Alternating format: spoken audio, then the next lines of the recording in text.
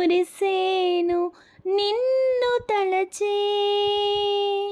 చదువా పదవా ఏముంది నీకు, తళుకు కులుకు ఏదమ్మ నీకు.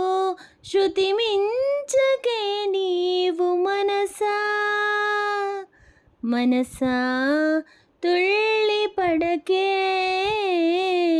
అతిగా ఆశపడకే.